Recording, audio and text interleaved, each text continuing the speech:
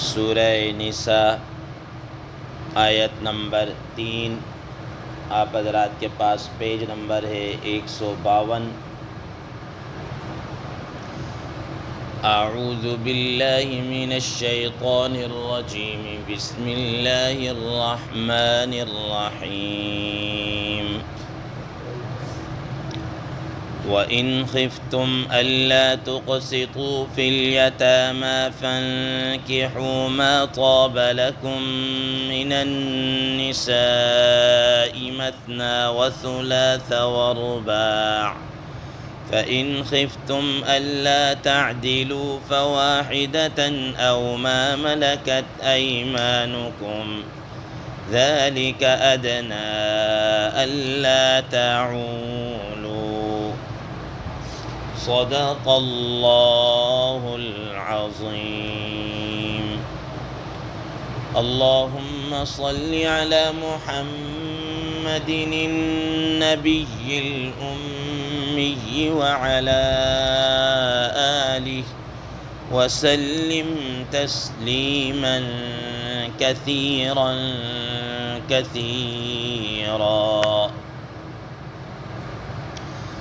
محترم سامعین کرام،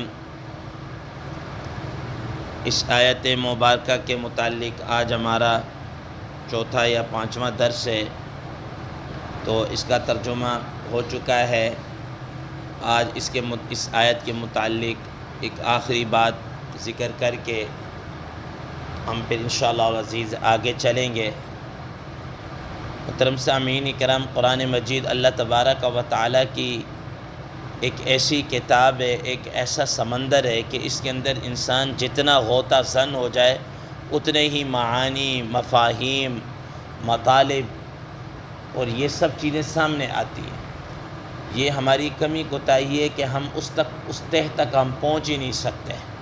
اس میں تو سیدنا علی رضی اللہ تعالی عنہ کے متعلق کیا آتا ہے کہ میں سورہ فاتحہ کی اگر تفسیر لکھوں تو وہ اتنا ہو جائے کہ ایک سواری اس کا وزن برداشت نہ کر سکے، یعنی اتنی ضخیم اور ایسے علوم اور معارف ہوں، ٹھیک ہے نا۔ یہ اللہ تعالیٰ کے کلام کے اندر گہرائی بھی ہے۔ خیر، ہم نے اس آیت کی تفسیر بھی کر لی۔ اس آیت کے اندر جو ہے کہ ایک سے زائد نکاح ہے اس کے متعلق بھی گفتگو ہو گئی۔ پھر اس کے ساتھ ساتھ کہ اسلام کے اوپر جو اعتراضات کیے جاتے ہیں کہ مسلمان اور اسلام جو ہے نا یہ عیاش پسند ہیں، یہ عیش پسند ہیں، ایک سے زائد نکاح کرتے ہیں، اور اسی طرح نبی صلی اللہ تعالیٰ علیہ وسلم کی ایک سے زائد جو شادیاں ہیں ان کے متعلق جو لوگوں کے اعتراضات اور اس کا جواب۔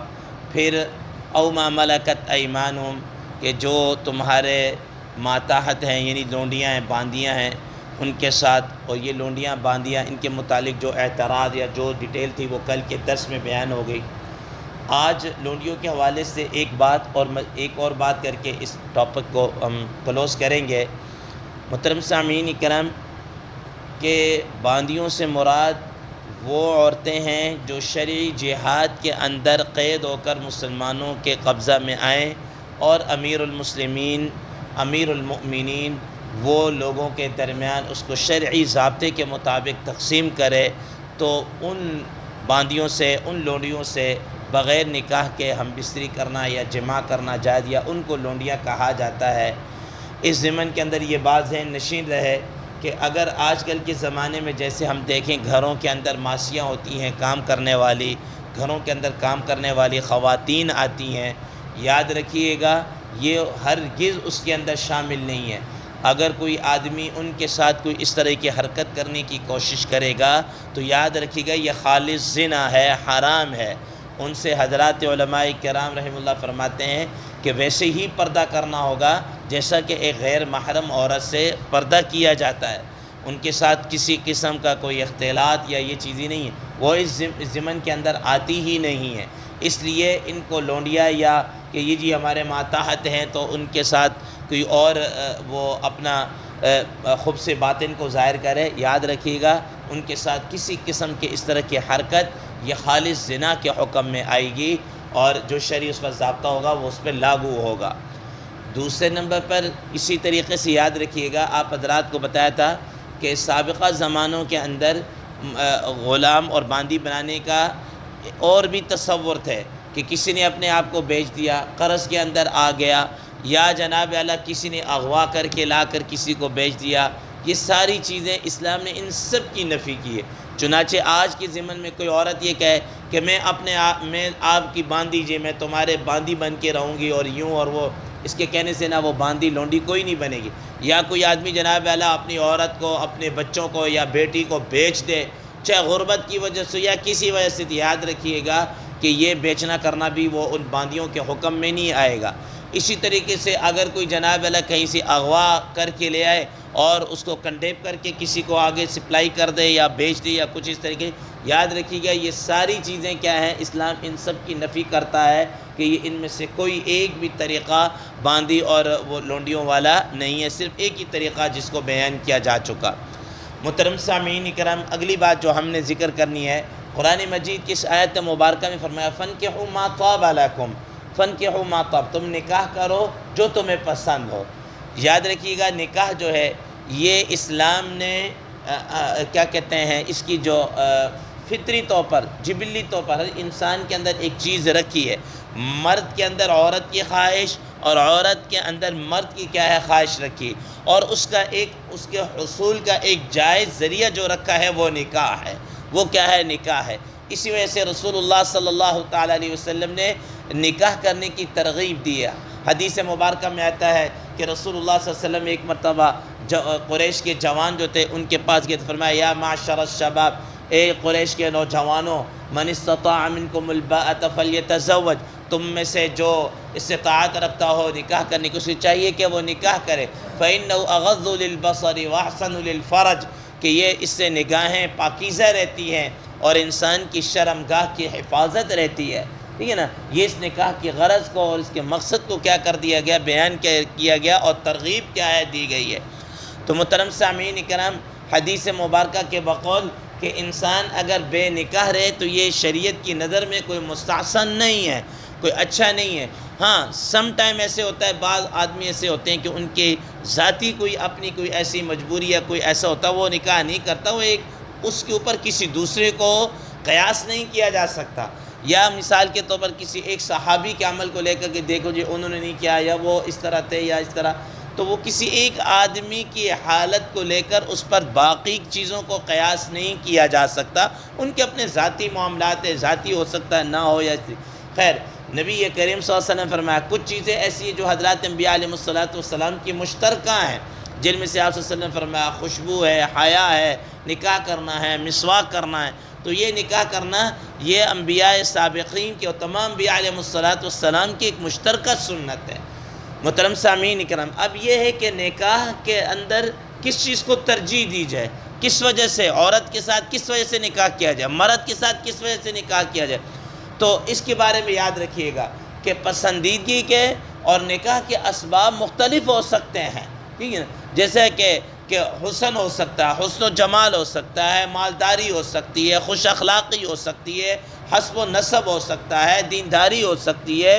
رسول اللہ صلی اللہ تعالیٰ علیہ وسلم نے اسی سے فرمایا کہ کسی عورت سے تنکح المرأۃ لأربع، کہ عورت کے سے جو نکاح کیا 4 وجہ سے کیا جاتا ہے، اس کے مال کی وجہ سے، اس کے حسب و نسب کی وجہ سے، اس کے جمال خوبصورتی کی وجہ سے، اور اس کے دین کی وجہ سے. تو آپ صلی اللہ علیہ وسلم نے اس راوی کو مخاطب کرتے ہوئے فرمایا فَاظْفُرْ بِذَاتِ الدِّین، کہ تم دیندار عورت کو کیا کرو، تلاش کرو، دیندار عورت کو. محترم سامعین کرام، آج ہمارے معاشرے کا ایک المیہ، ہمارے سوسائٹی کا ایک بہت بڑا کیا ہے المیہ ہے. وہ کیا ہے کہ ہم نے ساری چیزوں کو مد نظر رکھا سوائے دینداری کے. ہم جناب خوبصورتی کو بھی ایک سے بڑھ کر ایک دیکھتے ہیں، مالداری کو بھی ایک سے بڑھ کر ایک دیکھتے ہیں، اور اس کی ایجوکیشن اور پتہ نہیں کس زاویے سے ہم رشتے کو پرکھتے ہیں.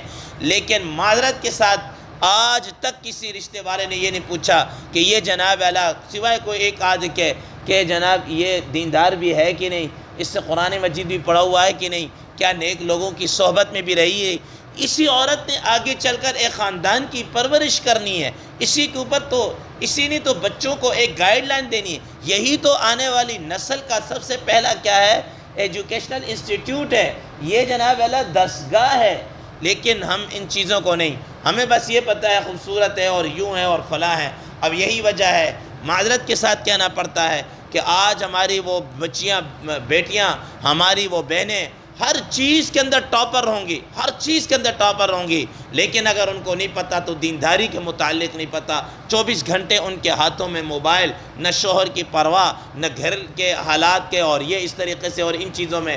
اور یہی وجہ ہے کہ آپ حضرات کو میں نے شاید پہلے بھی بتایا تھا کہ 2025 کی یہ گورنمنٹ کی جناب اعلیٰ وہ کیا کہتے ہیں رپورٹ ہے کہ صرف 8 مہینوں کے اندر، صرف لاہور کے ضلع لاہور کے اندر 58,000 طلاقوں کی کیا ہے یہ رجسٹرڈ ہو چکے ہیں، اور گورنمنٹ کے پاس اس کا ایک آ چکا ہے 58,000 سے ابو۔ اور اگر آپ صرف 8 مہینوں کے اندر اگر آپ اس کی کیلکولیشن کریں نا تو ماہانہ وار 7-8 ہزار یہ کیا ہے تعداد بنتی ہے، اور یومیہ کے اوپر دیکھیں تو 20 خاندان جناب اللہ کیا ہے برباد ہو رہے ہیں۔ اس کی وجہ کیا ہے کہ ہماری ترجیح کوئی اور چیز تھی، ہماری ترجیح کیا ہے، کوئی دینداری ترجیح نہیں تھی۔ اگر عورت دیندار ہوگی تو وہ گھر کو 4 چاند لگا کر رکھ دے گی، وہ کیا کہتے ہیں چھوٹی چیز کے اندر بھی بہت کچھ کر کے دکھا دے گی۔ لیکن اگر عورت جناب اللہ دیندار نہ ہو، مالدار ہو یا حسن و جمال ہو، تو یہ رشتے اتنے جلدی اتنے دیر تک کیا ہے پائیدار رہنے والے نہیں ہیں۔ رسول اللہ صلی اللہ تعالیٰ علیہ وسلم نے اسی وجہ ترغیب دیتے فرمایا کہ الدنیا کلھا متاع، کہ یہ دنیا سارے کا سارا سامان ہے، وخیر متاع الدنیا المرأة الصالحہ، اور اس دنیا کا بہترین سامان کیا ہے، نیک عورت ہے، نیک عورت ہے۔ اور آپ صلی اللہ تعالیٰ علیہ وسلم نے نیک عورت کی صفات کو بیان کرتے ہوئے فرمایا کہ نیک عورت کون سی ہے، کون سے صفات کی حامل، کون سی کوالٹیاں ایسی ہوں گی کہ ہم کہیں گے یہ نیک ہے۔ فرمایا کہ نیک عورت کی خوبیاں آپ صلی اللہ علیہ وسلم بیان کرتے فرمایا کہ وہ ایسی کہ اگر اس کا شوہر اس کو کوئی حکم کرے اس کی تابعداری کرے، اور اگر شوہر اس کی طرف دیکھے تو اس کو خوش کرے، اور اگر شوہر کسی بات کے اوپر قسم اٹھا لے کہ تم نے یہ کام کرنا ہے ایسا، اس کی قسم کو وہ پورا کرے، آگے سے اڑ نہ جائے کہ نہیں میں نے یہ نہیں کرنا۔ اسی طریقے سے اگر اس کا شوہر خامن ہسبینڈ کہیں آؤٹ آف کنٹری چلا جائے، آؤٹ آف سٹی چلا جائے، کسی کام کی غرض سے کچھ عرصے کے لیے باہر چلا جائے، کدھر اور چلا جائے، سفر میں ہو، تو پیچھے اس کے خامن کی مال کی اور اپنے عفت پاک دامنی کی، عزت کی، ناموس کی کیا کرے، حفاظت کرے، ٹھیک ہے نا۔ یہ فرمایا کہ بہترین عورتیں ہیں۔ محترم سامعین اکرام، رسول اللہ صلی اللہ علیہ وسلم نے قریش کی عورتوں کی خوبیاں بیان کرتے فرمایا کہ بہترین قریش کی عورتیں ہیں جو اپنے بچوں پر شفیق ہوتی ہیں اور اپنے خامندوں کی کیا تابعداری فرما برداری کرنے والی ہوتی ہے، خوش کرنے والی ہوتی ہیں۔ محترم سامعین اکرام، آج ہمارے بس یہی ہے کہ اور اسی طریقے سے نیک عورتوں کی جو صفات میں سے یہ بھی بات لکھی ہوئی ہے کہ وہ دیندار ہوتی ہے، خود بھی روزہ نماز فرائض کی پابند، اور اپنے ماتحت افراد کو، اپنے خامند بچوں کو بھی اس کی پابند کرتی ہے۔ اور پھر اس کی ایک اور بڑی صفت بیان کی کہ وہ قناعت پسند ہوتی ہے، ٹھیک ہے، جو کچھ اس کو مل جائے وہ تھوڑے پر بھی کیا ہے خوش ہونے والی ہوتی ہے، اس پر قناعت کرنے والی ہوتی ہے۔ محترم سامعین اکرام، آج یہ ساری چیزیں جناب اللہ ہم سے یکسر کیا ہو چکی ہیں، ختم ہو چکی ہے، سوائے کوئی ایک آدھ کے۔ ہم ایک سے بڑھ کر ایک اعلیٰ سے اعلیٰ گرانے کا رشتہ، اور پھر مردوں کی خواہش اور عورتوں کی چوائس، اور جس کی وجہ سے وہ رشتے جو بنتے ہیں وہ ایک ٹمپریری چیزوں پر ہوتی ہے، اور وہ چیزیں جب ختم ہوتی ہیں تو وہ رشتے کی مٹھاس اور روح بھی کیا ہے نکل جاتی ہے۔ حسن کی وجہ سے رشتہ کیا تھا، اللہ نہ کرے کوئی ایسی بیماری آئی، ایسے چیز حسن ختم، اب وہ جناب انٹریکشن ہی ختم ہوگی۔ مال کی وجہ سے کیا تھا، مال تو پتہ نہیں کدھر گیا، ختم ہو گیا۔ کوئی اللہ نہ کرے کوئی ایسا حادثہ پیش آ گیا کہ وہ راتوں رات جناب اعلیٰ وہ لکھ پتی سے ککھ پتی کیا ہے بن گئی، یا اس کا مال ختم ہو گیا، کچھ بھی ہو گیا، ٹھیک ہے نا۔ یہ ساری چیزیں ختم ہوں، لیکن دینداری ایسی چیز ہے کہ یہ جتنا اس کو بڑھاتے چلے جاؤ اتنی کیا ہے بڑھتی چلی جاتی ہے۔ تو محترم سامعین اکرام، تو عورتوں کے کیا کہتے ہیں ان کو ترجیح دینے میں اور ان کو دیکھنے کے اندر دینداری کو کیا ہے ترجیح دے۔ اسی طریقے سے رسول اللہ صلی اللہ علیہ وسلم نے فرمایا کہ اگر کسی عورت کے پاس کوئی مرد کیا کرے، نکاح کا پیغام بھیجے، نکاح کا پیغام بھیجے، تو فرمایا کہ وہ عورت بھی اس بات کو دیکھے کہ یہ آدمی اخلاق کے اندر کیسا ہے، دینداری کے اندر کیسا ہے۔ فرمایا کہ اگر اس کے اخلاق اور دینداری اور یہ سب چیزیں میں تو اس رشتے کو کیا ہے وہ ریجیکٹ نہ کرے، ٹھکرائے نہیں، بلکہ اس کو کیا کرے قبول کر لے۔ تو محترم سامعین کرام، یہ ساری چیزیں فرمایا فَانْكِحُوا مَا طَابَ لَكُمْ، جو تمہیں پسند ہو. یہ پسندیدگی کے معیار شریعت نے کیا کیے مقرر کیے ہیں جو انسان کے ایک گھر کو حقیقتاً کیا ہے جنت کا ایک گہوارہ بنا سکتے ہیں. یاد رکھیے گا اگر ہم ان چیزوں کو پس پش ڈال دیں گے جیسے کہ ہم نے ڈالا ہوا ہے تو آج ہمارے گھر وہ جنت کا نظارہ نہیں ہے بلکہ وہ کسی اور کی طرف ہی کیا ہے رہنمائی کر رہے ہیں. اللہ تبارک و تعالیٰ سے دعا ہے کہ اللہ تبارک و تعالیٰ ہمیں قرآن مجید اور احادیث اور شریعت کے مطابق ان چیزوں کو اپنا کر اس پر عمل کرنے کی کیا توفیق عطا فرمائے. وآخر دعوانا ان الحمدللہ رب العالمین. محترم سامعین کرام، اس کے اندر اور بھی بڑے باریک نکات ہیں. انشاءاللہ عزیز اب ہم اپنے درس کو آگے بڑھائیں گے. اللہ تبارک و تعالیٰ عمل کی توفیق عطا فرمائے. وآخر دعوانا ان الحمدللہ رب العالمین.